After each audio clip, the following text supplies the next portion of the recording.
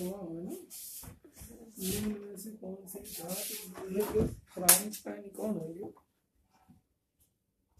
ये विच of the following pair जोड़ा विस्थापन 34वां लिख दिया। चलो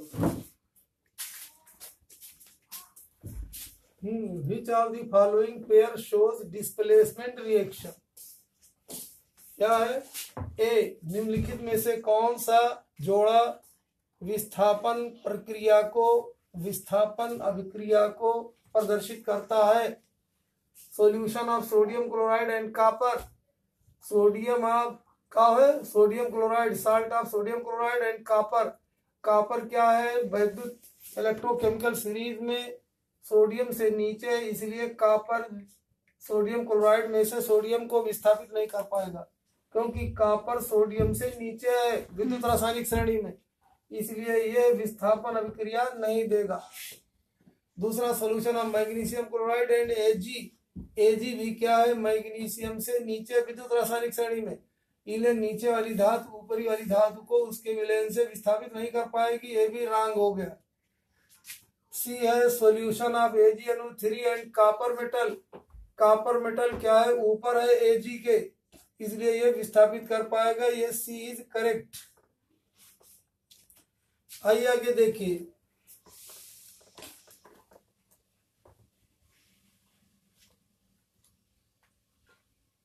Which of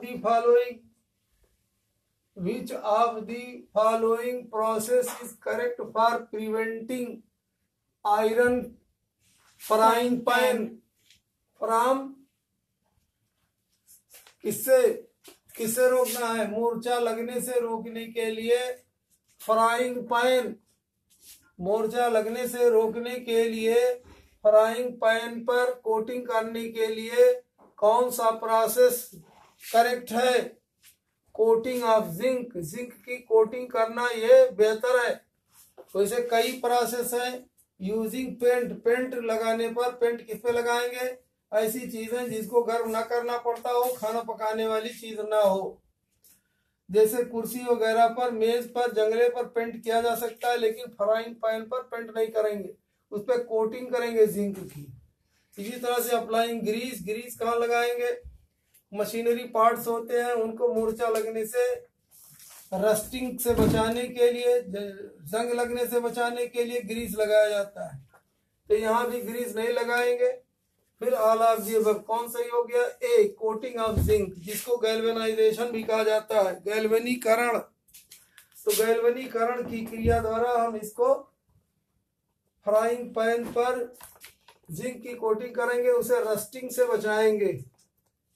रस्टिंग या कोरोजन, रस्ट माने होता है जंग लगना, कोरोजन माने बर्बाद होना, तत्व का यौगिक में बदलना, कोरोजन हो जाता है। आइए आगे question. An element reacts with oxygen to form a compound,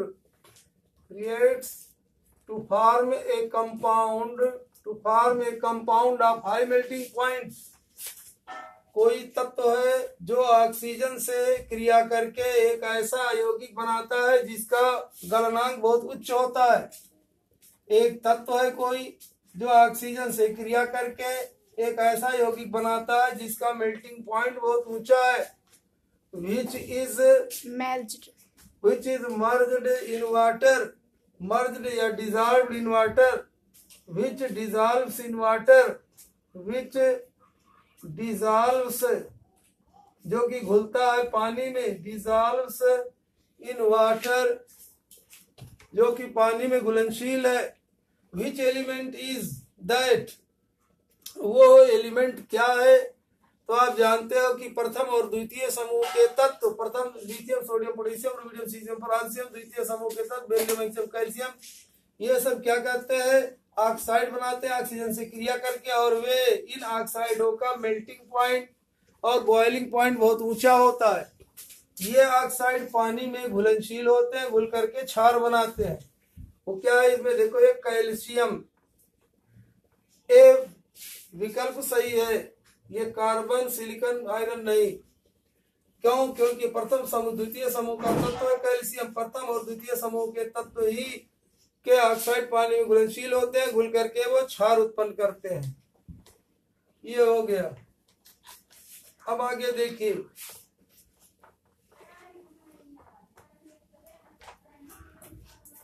यहां देखो 38, which of the following statement is correct? Which following, देखिए which of the following statement is correct for metals? धातु के लिए निम्नलिखित में से कौन सा कथन सत्य है?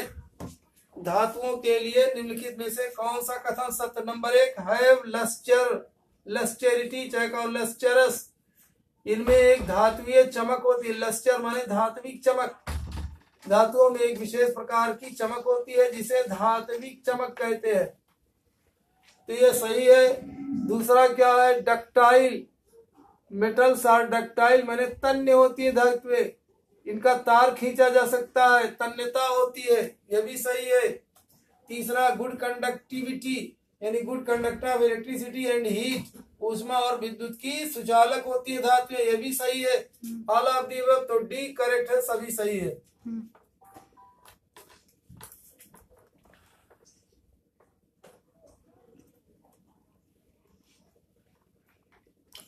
आगे क्वेश्चन देखिए, which of the following, which of the following is correct? निम्नलिखित में से सत्य क्या है, उचित क्या है, सही क्या है? ऑफ नॉन मेटल्स, अधातुओं के लिए। नंबर 1, दे आर ब्रिटिल, क्या है ये? ब्रिटिल, भंगुर जिसको कहते हैं। भंगुर माने जैसे ईटा है, पत्थर है, इसको तोड़िए तो विभिन्न दिशाओं में टूटता है, कोई उसकी निश्चित दिशा नहीं होती है, तो ब्रिटिल, यह धातुएं ब्रिटिल होती हैं, भंगुर होती है। मिट्टी का है, मिट्टी ढेला मिट्टी है, भंगुर है। प्लास्टिक भंगुर है। और क्या है? पत्थर, ईटा, खड़िया मिट्टी, ये सब क्या है? भंगुर है, ब्रिटिल। का मैलिएबल, ये मैलिएबल गलत है, मैलिएबल नहीं है। मैलिएबल माने पीटने पर जो चपटा हो जाए उसे कहते हैं मैलिएबल। पीटने पर चपटा हो जाना, ये क्या है? मैलिएबिलिटी। तो अधातुओं में मैलिएबिलिटी नहीं है, तो ये ए तो करेक्ट है। बी क्या है? बी नहीं करेक्ट है। सी देखिए, गुड कंडक्टिविटी, गुड कंडक्टिविटी ये भी गलत है, गुड कंडक्टिविटी नहीं होती है, ये भी गलत है। नन ऑफ दिस, तो क्या कहोगे? भंगुर, यही ए सही है। नॉन मेटल के लिए सही है। Non metals are brittle, non metals are brittle, non metals are non malleable, malleable नहीं होती, ये भी गलत हो गया ये। ठीक है। डक्टाइल नहीं होती है, ये भी गलत हो गया है। डक्टाइलिटी नहीं होती है, इनका तार नहीं खींचा जा सकता। आगे देखिए, ये रहा, तो कौन सही हो गया? A is correct, option A is correct. आगे देखिए, question number 40, which of the following, which of the following is false? निम्नलिखित में से असत्य क्या है, फॉल्स क्या है? फॉर मेटल्स, धातुओं के लिए। पहला ए देखिए, हाई मेल्टिंग पॉइंट, उच्च गलनांक, धातुओं का उच्च गलनांक होता है, यह सत्य है। धातुओं का गलनांक उच्च होता है, बहुत ऊंचा होता है। बी, डक्टाइलिटी, ये भी सही है, धातुएं डक्टाइल होती है, दोनों सही है। बैड कंडक्टर, ये गलत हो गया, यही सी करेक्ट है, इस पर निशान लगाओगे। क्या? Which is, which of the following is false? False क्या है? तो कहोगे ये बैड कंडक्टर, यानी कुचालक, धातुएं कुचालक नहीं होती है, धातुएं सुचालक होती हैं। Good conductor of electricity and heat, ये हो गया, C is correct, option C is correct. आगे बढ़िए, question number 41, which of the following, which of the following non metal states stales in liquid form in room temperature? Which of the following non-metal stays is found, non-metal is found, is exists जाएगा, non-metal exists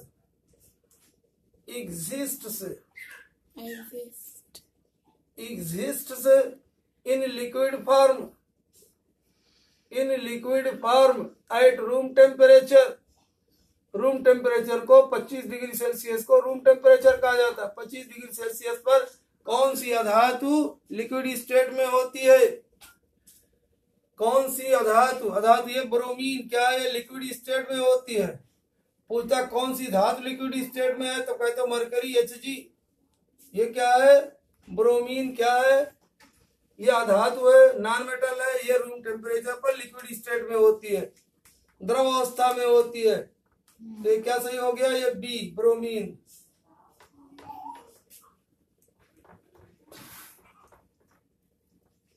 आगे देखिए 42 इन the following options, निम्नलिखित विकल्पों में, options माने विकल्प, choice, निम्नलिखित options में से विच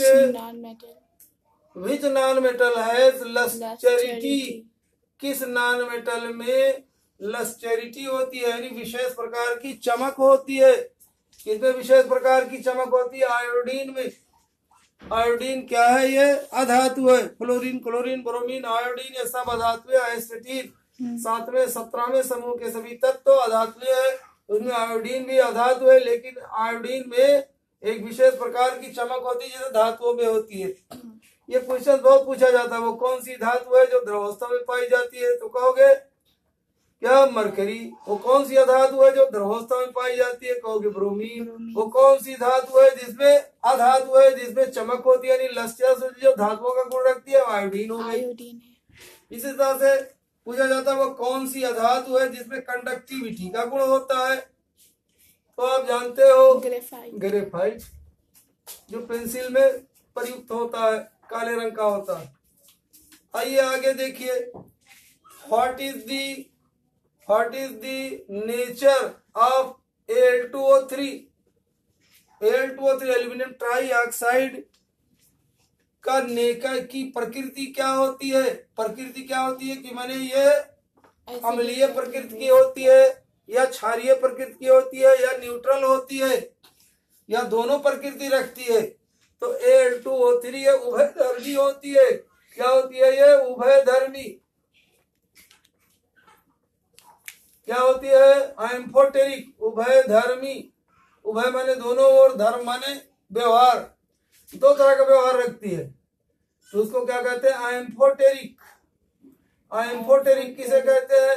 ऐसे यौगिक एम्फोटेरिक कहलाते हैं जो अम्ल और क्षार दोनों के साथ क्रिया करके साल्ट और वाटर बनाते हैं, लवण और पानी बनाते हैं। जैसे Al2O3 देखिए, Al2O3 ये HCl के साथ क्रिया करके, ये HCl हाइड्रोक्लोरिक अम्ल है, इसे क्रिया करके बनाता है AlCl3 एल्यूमिनियम ट्राइक्लोराइड, और पानी बनाता है। ये लवण, ये है पानी।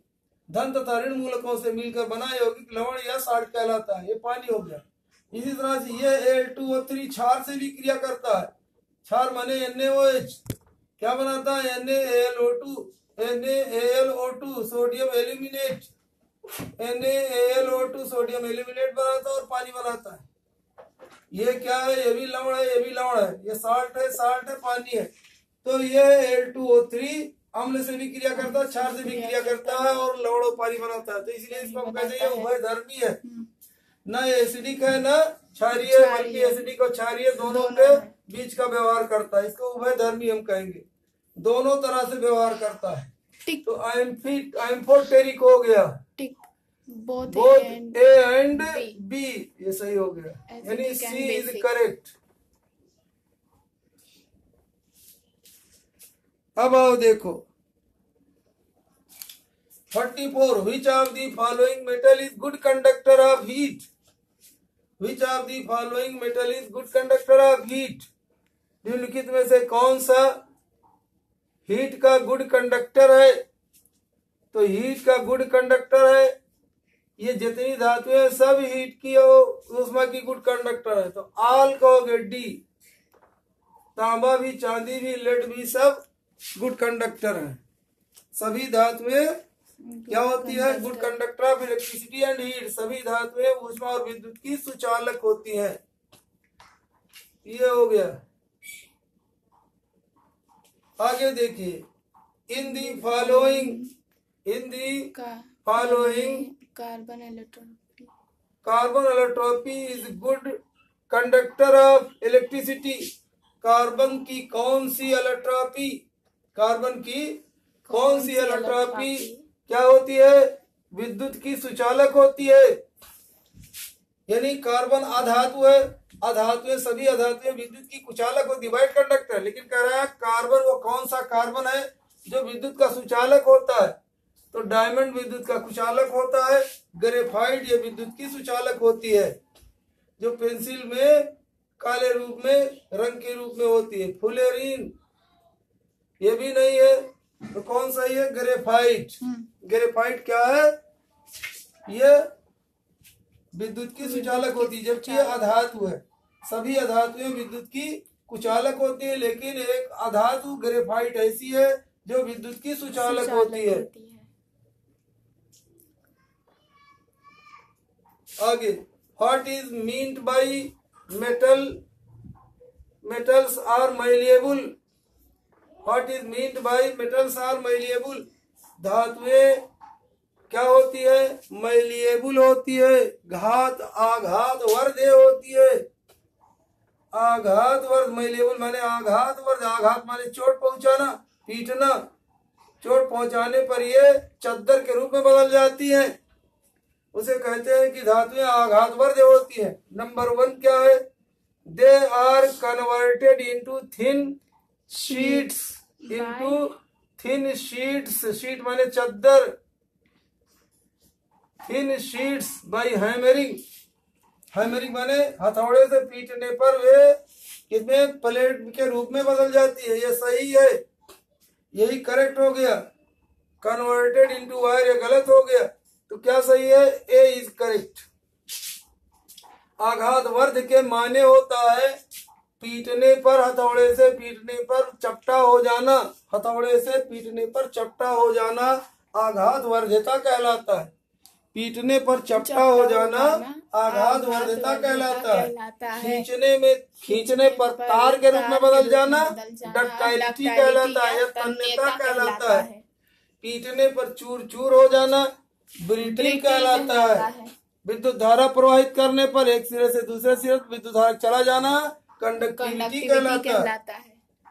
विशेष प्रकार की चमक रखना लस्चरिटी कहलाता है। आइए आगे देखिए। व्हाट इज, ये हो गया last question 47। Which metal is most ductile. कौन सी धातु सबसे अधिक डक्टाइल है? कौन सी धातु सबसे अधिक तन्य है? आप जानते हो सोना धातु सबसे अधिक तन्य होती है। कैसे? 1 ग्राम सोने को आप उससे 2 किलोमीटर लंबा तार खींचा जा सकता है। Which metal is most ductile, तो क्या कहोगे? RMAUSC is correct. सबसे अधिक डक्टाइल कौन सी धातु होती है? सोना। सोने का 1 ग्राम सोने से आप 2 किलोमीटर लंबा तार बना सकते हैं। लास्ट क्वेश्चन है what valency of sulphur shows. Sulphur की वैलेंसी कितनी होती है? सल्फर किस 16वें समूह में है? 16वें समूह में है। Oxygen, sulphur, selenium, tellurium, polonium. इसकी संयोजकता आप जानते हो +6 या -3 होती हो, -2 होती है। 8 होना चाहिए, जोड़ 6 2 8, तो +6 -2 मैंने 6 और 2 होती है। 6 और 2 है को देखो क्या है? कौन सी वैलेंसी? 3 5 नहीं होगा। 2 4 2 4 6 क्या है? 2 4 6 यही सही है क्या? 2 और 6 देख रहे हो, 4 भी होती है। किसकी? सल्फर की। 2 4 एंड 6 क्या हो गई? 2 6 तो देख रहे हो, 4 भी होती है। 2 4 6 ठीक। अब आज के लिए इतना ही।